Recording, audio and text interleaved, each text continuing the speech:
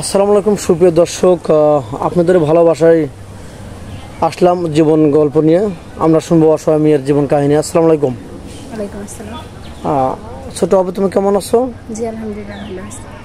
তোমার ফ্যামিলির সবাই কেমন আছে? জি আলহামদুলিল্লাহ ভালো। সবাই ভালো আছে। তোমার তো আরো ছোট ছোট ভাই বোন আছে না? হ্যাঁ। তারা কেমন আছে? ওরা সবাই ভালো আছে মোটামুটি। ও আচ্ছা। ওরা কি পড়াশোনা করতেছে নাকি এমনিতে বাড়িতে থাকে? না, বাড়িতেই থাকে। পড়াশোনা করে না? যাই হোক, তুমি ক্লাস 8 পর্যন্ত পড়াশোনা করছো না? জি।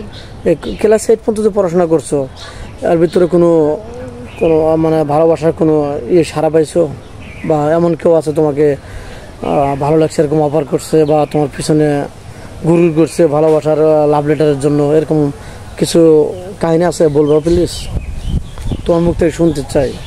করছে, কিন্তু আমি মানে ওগুলোতে যাই নাই। অ্যাকসেপ্ট করো নি? না, অ্যাকসেপ্ট করি। কারণ না, আমার রিলেশন এগুলো মানে এগুলোর দিকে কোনো ইয়া নাই, পছন্দ হয় না, ভালো লাগে না। কারণটা কি একটু জানতে পারি? আমি চাই যাকে বিয়ে করব তাকে ডাইরেক্টলি বিয়ে করব, কোনো রিলেশনে যাব না। কারণ আজকালকার রিলেশন ভালো না, মানে আজকে আছে তো কালকে নাই, ফেক হয় বেশি। মানে এগুলো দেখতে পারতেছো বর্তমান যুগে। এগুলো তো বর্তমানে তুমি চাচ্ছ না আমি এরকম একটা রিস্ক নেই, বা আমার মানে তার হেয় প্রতিপন্ন করি, বা তাকে আমি ছোট করি মানুষের সমাজে, নাকি এরকম তুমি চাচ্ছ না? না। ফ্যামিলি থেকে যেখানে বিয়ে দেবে ওখানেই তুমি যাবে। তো যাই হোক, তোমার বয়স যেহেতু 20+, জি। তুমি কীরকম স্বামী চাচ্ছ বলো তো? বয়স 30, 35, 40, কোন কোয়ালিটির? বয়সটা কোনো ম্যাটার করে না। আচ্ছা। কিন্তু মানুষটা অনেক ভালো হইতে হবে, মানে খুবই ভালো মনের একটা মানুষ হতে হবে, যার সাথে সারাটা জীবন কাটাবো, যে আমাকে বুঝবে, এরকম একটা মানুষ চাই। আচ্ছা, অনেক প্রবাসী ভাই আছে আমাদের, মাদ্রাসায় পড়ছে, তার দাঁড়িয়ে আছে কিন্তু বয়স কম, 28 বছর 30 বছর, তোমার সাথে সেম হবে, বা 25 বছর। তোমার কি কোনো প্রবলেম আছে দাঁড়িয়ে থাকলে? না, দাঁড়িয়ে থাকলে কোনো প্রবলেম নেই। তো অনেক মেয়ে কয় যে আমার স্মার্ট ছেলে লাগবে, দাঁড়িয়ে দূরে গেলে আমার চলবে না। তুমি আর বলতেছো যে দাঁড়িয়ে হলেও চলবে, কারণটা কি বলবো একটু বুঝে? আমার ভালো লাগে দাঁড়িয়ে থাকলে আরো।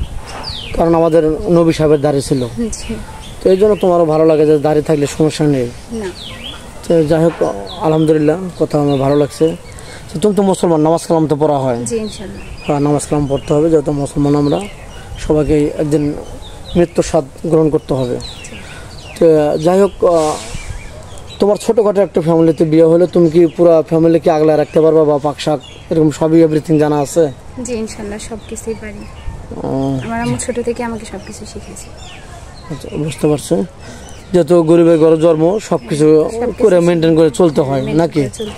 যাই হোক, তোমার ভিডিও পাবলিক হচ্ছে, দেশ প্রবাস থেকে দেখছে, তোমাকে কিভাবে পাবে?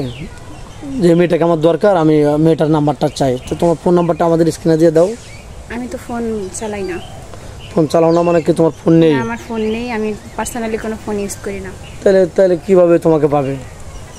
যদি আমার সাথে কন্ট্যাক্ট করতে হয় তাহলে আপনাদের এখানে যোগাযোগ করতে হবে, আপনাদের এখানে যোগাযোগ করলে আমাকে হয়তো পাবে। দর্শক বন্ধু, শুনতে পারলেন, মেয়েটা কোনো ফোন নেই, খুবই অসহায়, হতদরিদ্র ফ্যামিলির মেয়েটা খুবই কিউট, আসলে খুবই সুন্দর, নম্র, ভদ্র মেয়েটা। তো যাই হোক, আমাদের নাম্বার দেওয়া থাকবে, কেউ ভিডিও কল দেবেন না, আশা করি অডিও কল দেবেন। ভিডিও কল দিলে ব্লক করতে বাধ্য হবো। আচ্ছা আপু, তুমি কি গান জানো? জানি মোটামুটি। মোটামুটি। এখন কি বলা যাবে নাকি পরে বলবে? নাকি সিক্রেট থেকে যাবে নাকি? তো যাই হোক, এমন কি আমি একটা ধাঁধা ধরে দেখি পারো কিনা। এমন কি জিনিস আছে হাট থেকে কিনে এনে রান্না করে ফেলে দেওয়া হয়? হাট থেকে কিনে এনে? বলো। তেজপাতা। তেজপাতা? কেন, কিভাবে বুঝলা যে তেজপাতা?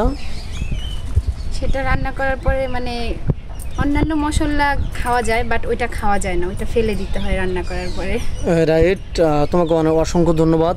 তো ভালো থাকবে, সুস্থ থাকবে, এ বলে শেষ করে দিচ্ছি।